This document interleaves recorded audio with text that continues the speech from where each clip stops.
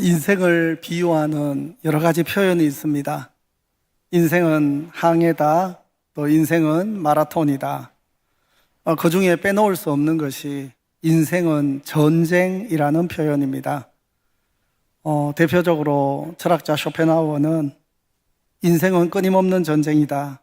그 전쟁에서 도망가려는 것은 인생 자체에서 도망가는 것이다. 이렇게 말했습니다.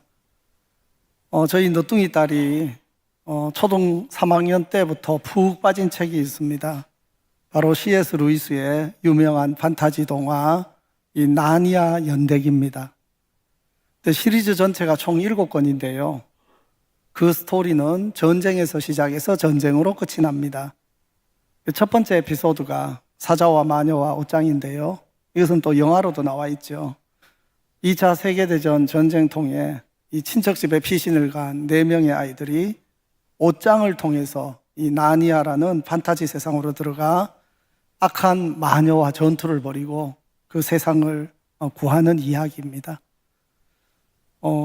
마지막 에피소드는 사람들을 미혹하고 속이고 또 두려움을 심어서 이 지배하려고 하는 이 거짓 선지자와 이제 싸우는 그 이야기인데요. 그 제목이 최후의 전투입니다.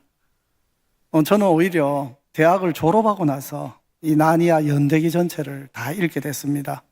아주 재밌습니다. 아이나 어른 할 것 없이 이제 이런 이야기에 빠져드는 이유는 바로 전쟁 이야기를 통해서 우리 인생을 배우기 때문입니다.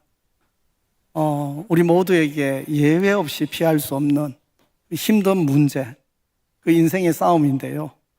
그것을 부딪히고 싸워야 되는 것, 이것은 예외 없이 우리 모두에게 이제 동일합니다. 오늘 에베소서의 거의 마지막 본문을 다루고 있는데요. 바로 본론의 마지막 본문입니다. 바로 성도의 삶을 전투에 비유하고 있습니다. 자, 우리가 지금까지 만물을 통일하시는 그리스도를 이야기했고, 그 그리스도의 사역의 중심에는 교회와 성도가 있다고 배웠습니다. 그리스도께서 세상의 정사와 권세를 십자가로 이기고 승리하셨지만 이 땅에는 여전히 악의 잔존 세력들이 남아 있습니다. 그래서 주님이 재림하실 때까지 모든 성도에게는 감당해야 될 싸움이 있는 겁니다.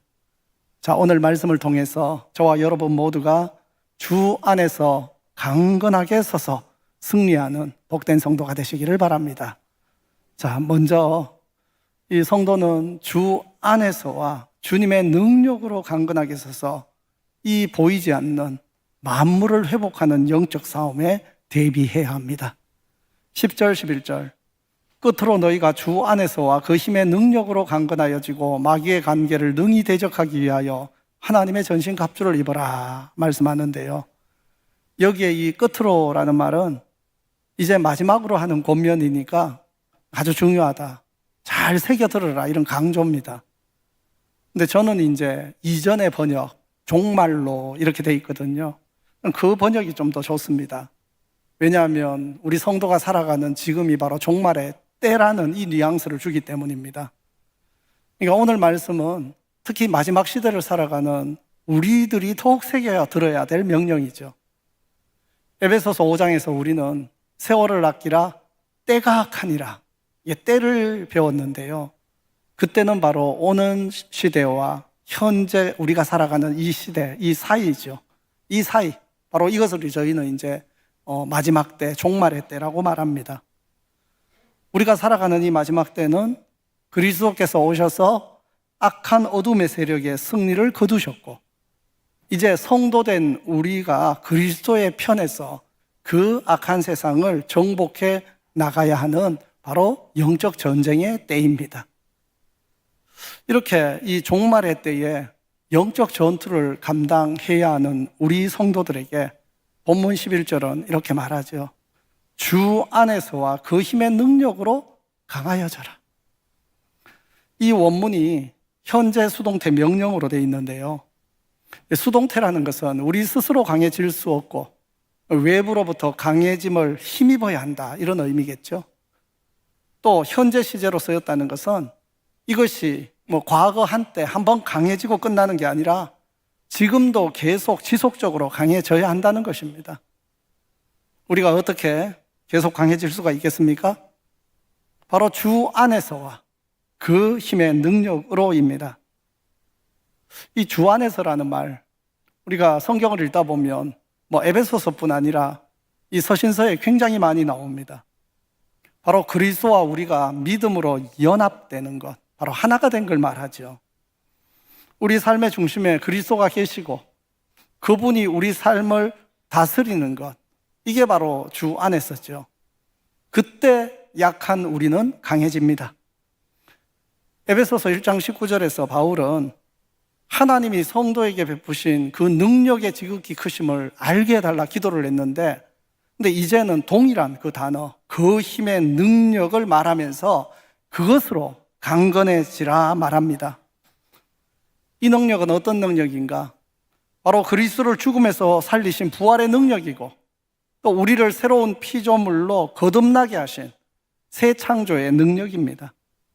우리가 이 능력을 힘입을 때 우리의 마음과 가정과 우리의 일과 관계, 모든 삶의 영역을 새롭게 알 수 있습니다. 이 주 안에서와 그의 힘의 능력으로 강건해져라. 저는 이 명령이 그렇게 참 위로가 됩니다. 제가 약한 사람이거든요.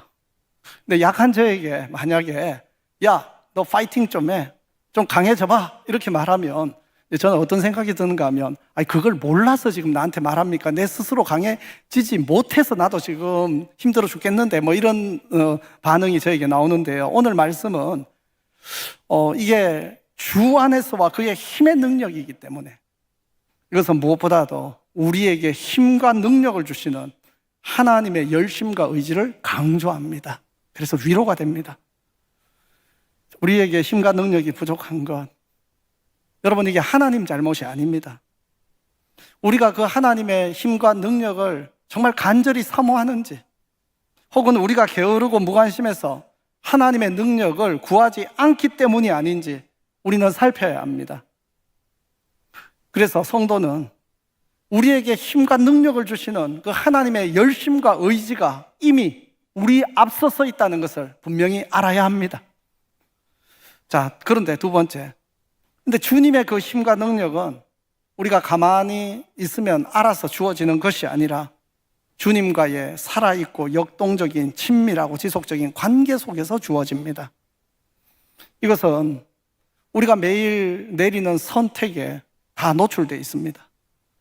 우리가 정말 주의 능력을 힘입어서 살 것인지, 아니면 내 힘과 지혜를 의지해서 살아가려고 하는 것인지, 우리가 만약에 내 안에 믿는 구석이 하나라도 있다면 정말 전적으로 주님의 힘과 능력을 구하지 않을 것입니다.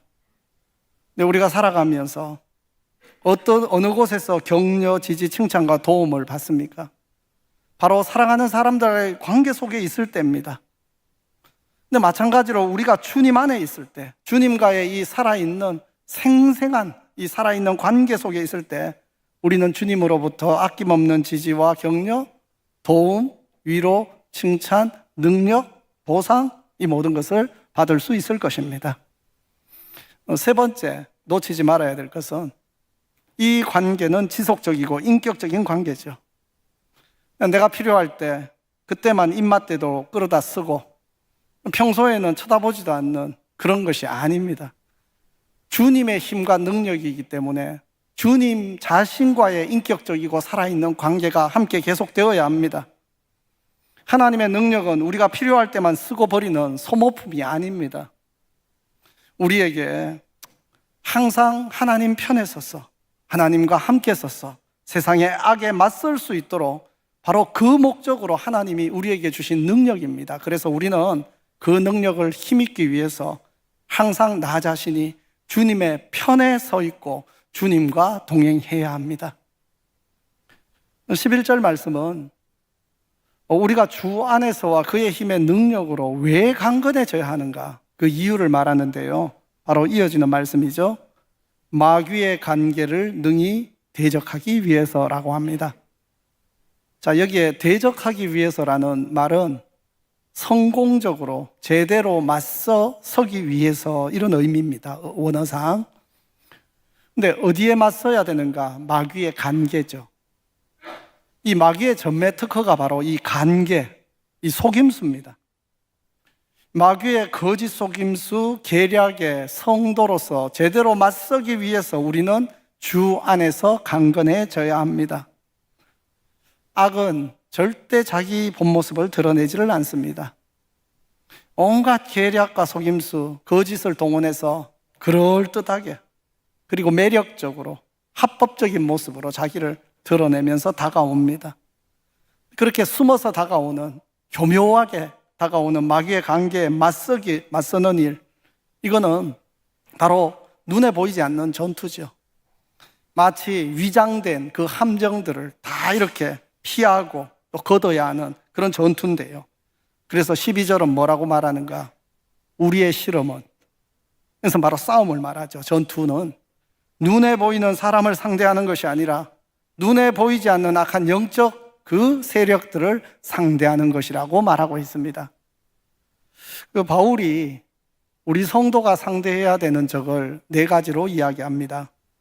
첫 번째는 통치자들, 두 번째는 권세들, 세 번째는 어두움의 세상 주관자들, 또 마지막은 하늘에 있는 악의 영들, 이렇게 말하는데요.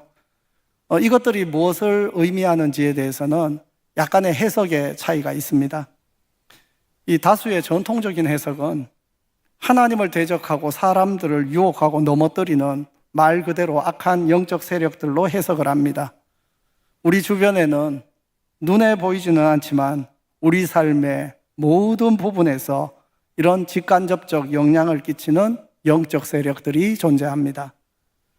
또 어떤 현대 주석가들은 이 4가지를 사람들을 속박하는 악한 세상의 권력이다, 또 왜곡된 사회의 관습이다, 혹은 타락한 문화다, 이런 해석들을 그대로 합니다. 저는 문법적으로나 신학적으로나 이 전통적인 해석을 있는 그대로 받아들이면서 동시에 현대적인 이런 통찰도 배제하지 않으려고 합니다. 왜냐하면 이 어둠의 세력들이 사람을 속이고 지배할 때 무엇을 통로로 지배하겠습니까? 악한 사회적인 관습이나 아니면 악한 정치 권력, 그리고 왜곡된 사상과 타락한 문화들, 이게 바로 악이 기생하는 그 숙주들을 제공하기 때문입니다. 그래서 이것은 저희들이 굉장히 종합적으로 보아야 합니다.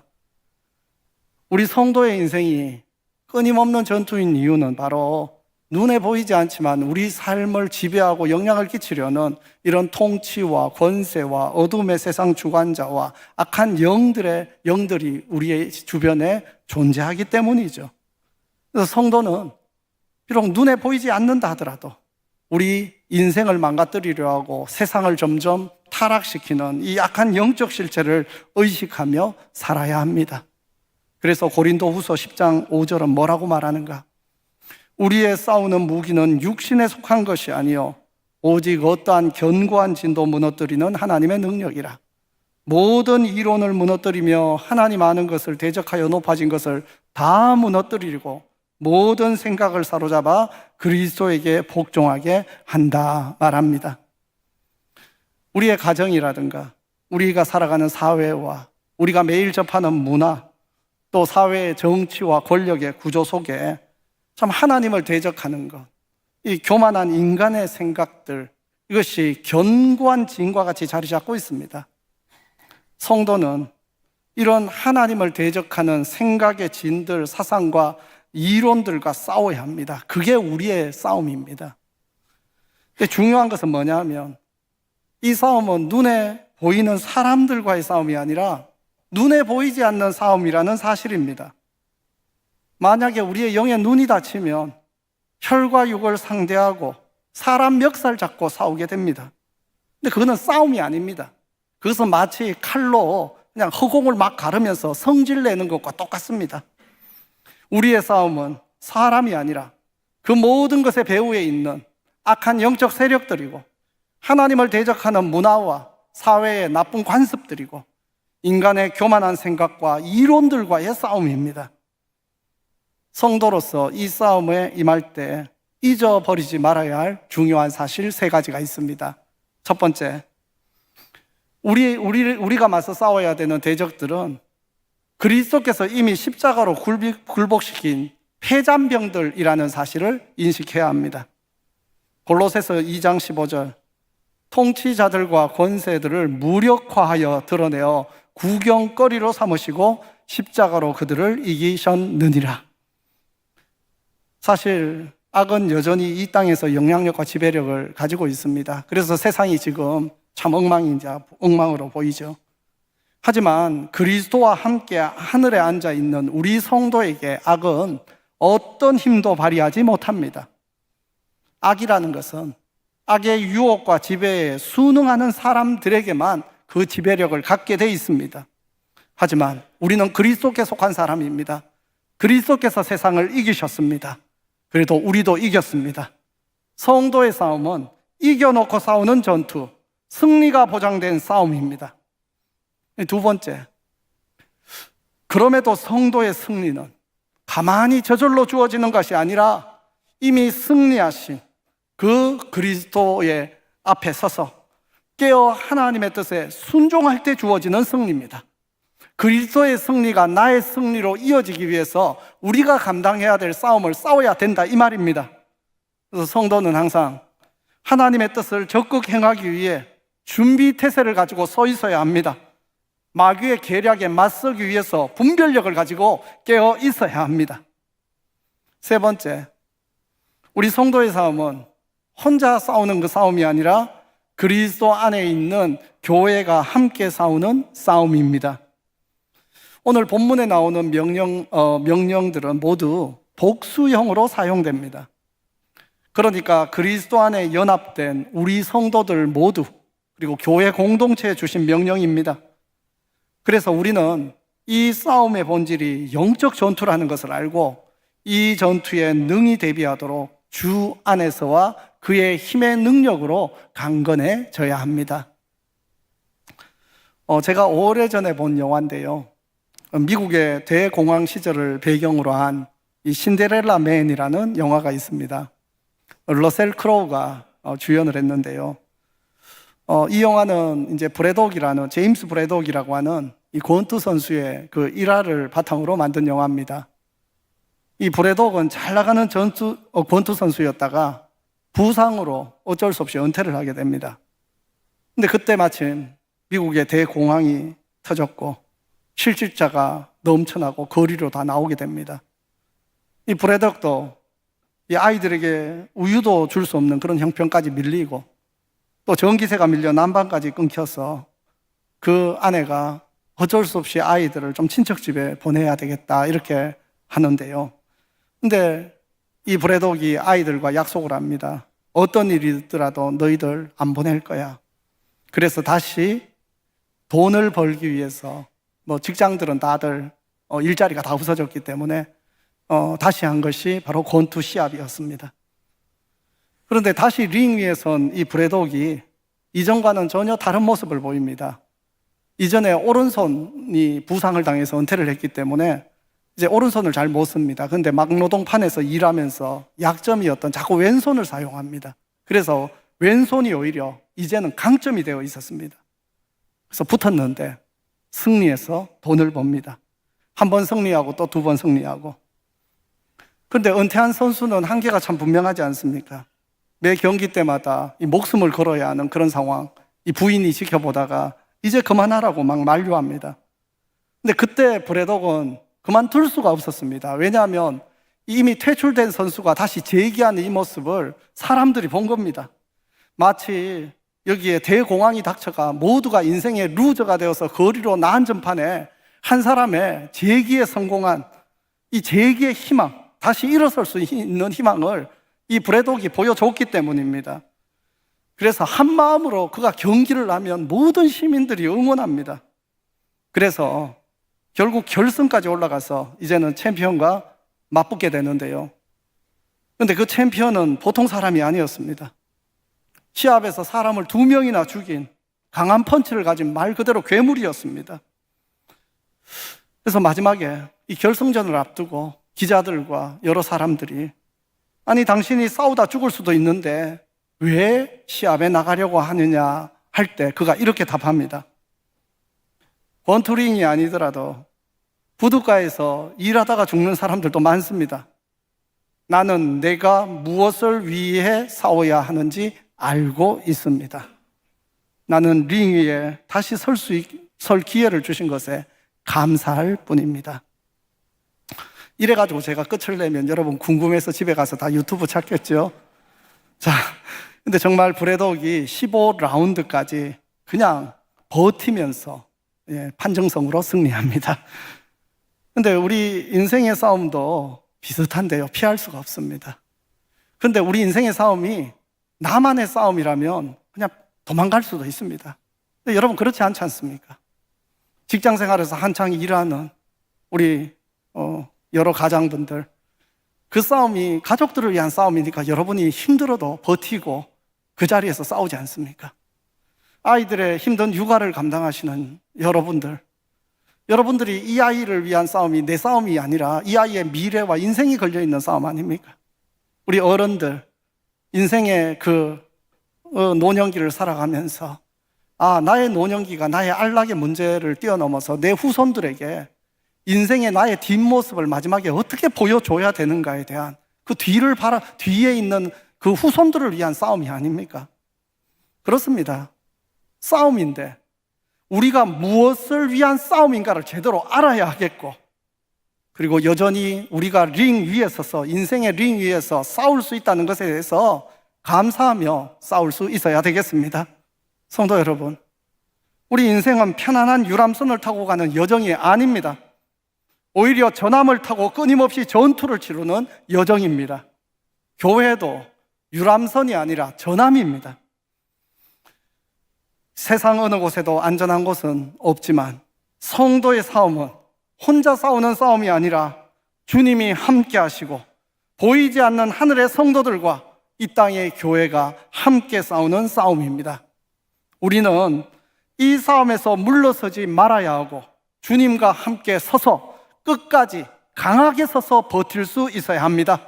그럴 때 우리 주님께서는 이미 승리하신 주님께서 그 승리를 우리의 것이 되게 하실 것입니다. 저와 여러분이 주 안에서 주의 힘의 능력으로 강건하게 서서 마귀의 관계와 악의 세력에 능히 맞서는 복된 인생의 전투에서의 승리자들이 되시기를 바랍니다. 자, 두 번째, 이 보이지 않는 영적 싸움을 감당하기 위해서 우리 성도는 하나님의 전신갑주로 무장해야 합니다. 우리 11절과 13절에 보면 반복해서 하나님의 전신갑주를 입어라, 또 하나님의 전신갑주를 취하라 명령하죠. 여기에 전신갑주는 이제 당시 로마 병사들이 전쟁을 위해 갖춰 입은 완전 무장을 말합니다. 근데 이 군인들의 무장을 오늘 에베소서가 영적인 의미로 사용하는데 여기가 처음이 아닙니다.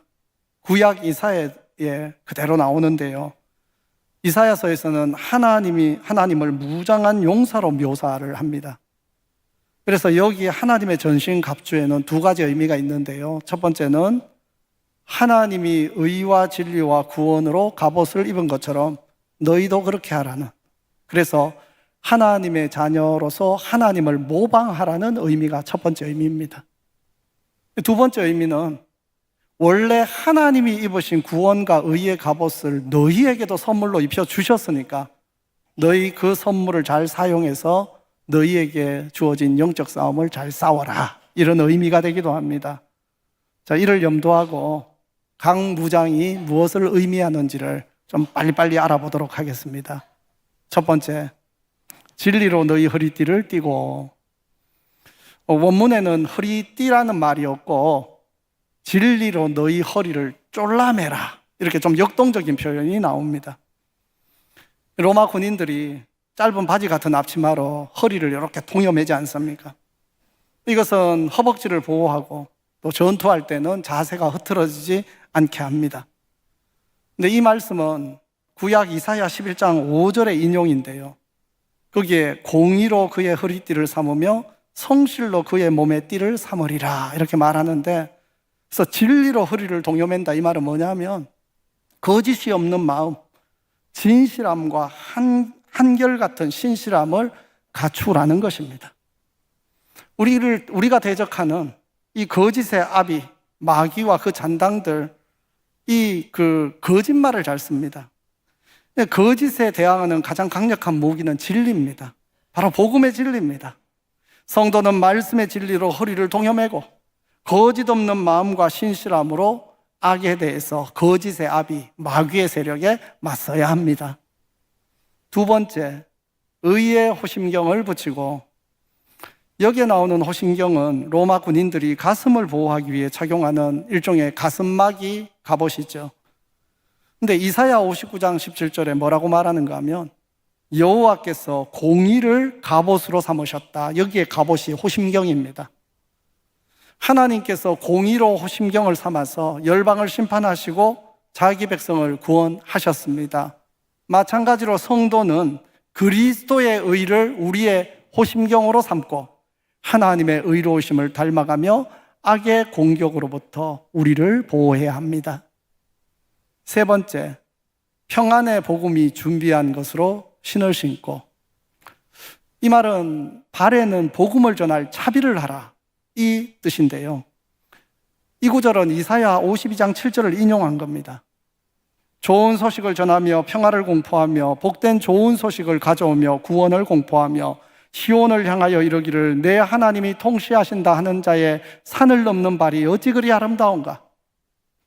성도는 하나님의 통치를 전하는 평화의 복음을 신발처럼 신고 전진해야 합니다. 복음으로 적의 영토를 정복하고 주님이 통치하시는 그 평화의 나라를 우리 삶의 모든 영역으로 확장해야 합니다. 그렇게 할 채비를 항상 갖추어야 합니다.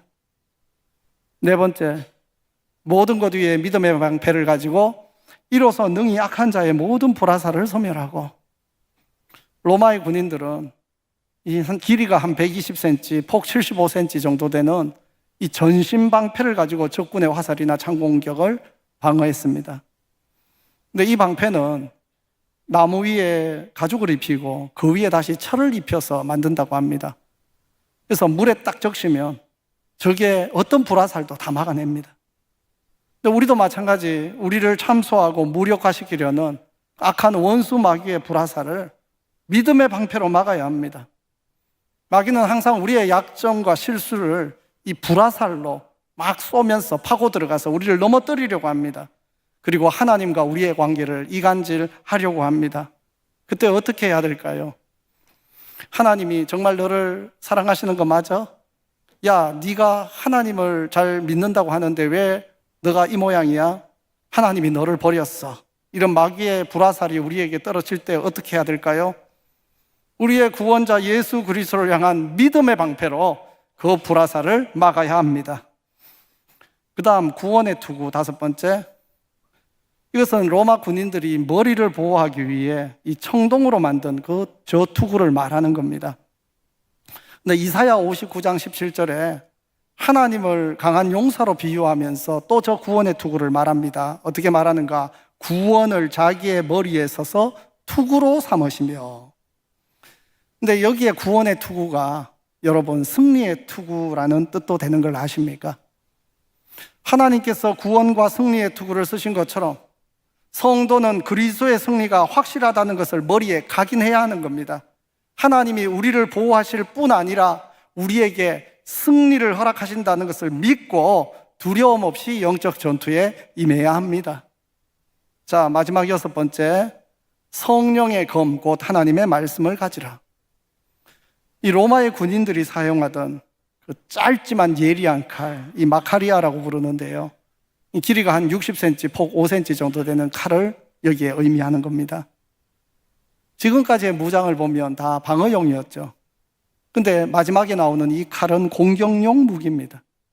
그리고 성경은 성령의 검이 바로 하나님의 말씀이라고 했습니다. 우리 예수님께서 광야에서 40일 금식하며 시험 받으실 때 무엇으로 마귀를 이기셨습니까? 바로 신명기 말씀이었습니다. 동일하게 우리도 말씀으로 악의 유혹과 시험을 물리쳐야 합니다. 근데 말씀이 공격 무기가 되게 하기 위해서는 이게 확실히 내게 돼야 됩니다. 일상의 삶에서 하나님의 말씀이 내 안에 있어서 곧바로 사용할 수 있어야 됩니다. 그래서 평소에 우리는 하나님의 말씀을 묵상하고 우리의 마음과 생각에 하나님의 말씀이 항상 충만하도록 우리가 말씀에 푹 담겨져 있어야 됩니다. 히브리서 4장 12절 말씀, 하나님의 말씀은 살아있고 활력이 있어 좌우에 날선 어떤 검보다도 예리하여 혼과 영과 및 관절과 골수를 찔러 쪼개기까지 하며 또 마음의 생각과 뜻을 판단한다고 했습니다. 그래서 우리는 말씀을 반복해서 읽고 묵상해서 말씀의 검이 우리 마음과 영혼과 생각 안에 이것을 잘 찔러 쪼개서 하나님의 뜻에 합당하지 않는 생각들은 다 잘라내고 걷어내고 오직 하나님의 말씀만이 우리 안에 거하도록 해야 됩니다. 그럴 때 악한 그 마귀의 세력에 급소를 파고드는 말씀의 그 능력이 우리 삶에 구체적으로 나타나게 될 것입니다. 자, 다 정리해 보면 성도가 갖춰야 될 무장이 뭔가? 자, 진리이고 의이고 평안의 복음, 믿음, 구원, 하나님의 말씀입니다. 성도는 마귀의 관계를 능히 대적하기 위해서, 특히 이 악한 시대에 맞서 천국 백성답게 살기 위해서 진리와 의, 복음, 믿음, 구원, 말씀으로 무장해야 합니다. 이 말씀으로 무장을 해서 싸우는 이 싸움을 그냥 목회자나 선교사, 특별한 어떤 몇몇 사람들에게 그냥 해당되는 것이라고 이렇게 생각하기가 쉽습니다. 아닙니다. 모든 성도에게는 주님 다시 오실 때까지 싸워야 될 믿음의 싸움이 있습니다. 가깝게는 우리 가정을 회복하고 세우는 싸움이 있는데요, 이것만 해도 만만치가 않습니다. 일터를 회복시키고 세워나가야 되는 싸움이 있습니다. 참 수고롭고 힘든 싸움이지만 하나님의 통치가 우리의 일터와 우리의 삶의 여러 공적 영역 속에 자리 잡도록 싸워야 합니다. 허약해진 우리 교회를 견고하게 세우는 싸움도 있습니다. 무너져가는 이 사회와 나라를 회복하는 싸움도 있습니다. 1, 2년이 아니라 몇십 년 걸릴 걸 예상하고, 아니 그 이상도 걸릴 걸 예상하고 싸워야 합니다. 세대를 이어가야 하기 때문에 다음 세대와 청년들을 일으키는 싸움도 결코 포기할 수 없습니다. 우리가 싸우지 않고 그냥 저절로 어쩌다 보면 이루을 수 있는 것, 그거 아무것도 없습니다.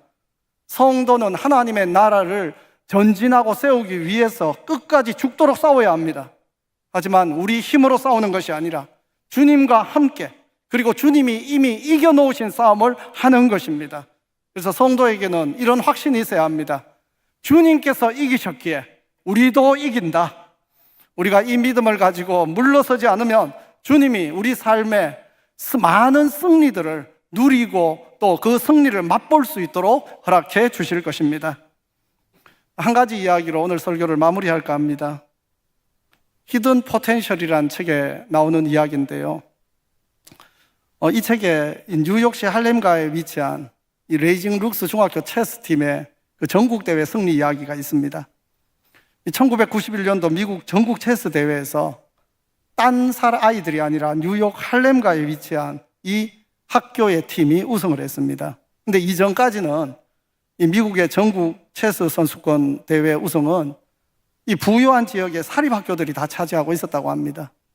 이 대회에 참여하는 아이들 대부분이 그냥 어려서부터 천재다, 신동으로 다 이렇게 알려진 아이들이고, 또 어려서부터 이 체스 스킬들을 다 훈련받은 아이들이었습니다.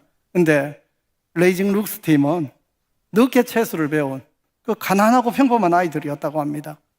그런 아이들이 전국 체스 챔피언이 됐다. 이건 기적 중에 기적이었습니다.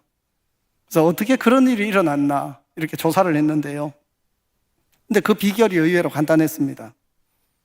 경험이 많은 훌륭한 코치가 아이들에게 단순한 체스 스킬이 아니라 품성 기량이라는 것을 계속 훈련시킨 결과였습니다. 이 품성 기량, 약간 낯선 용어인데요, 이건 뭐냐 하면 주도력이나 친화력이나 자제력이나 결기 같은 위기 때 딱 발휘되는 행동 유형을 말하는 겁니다.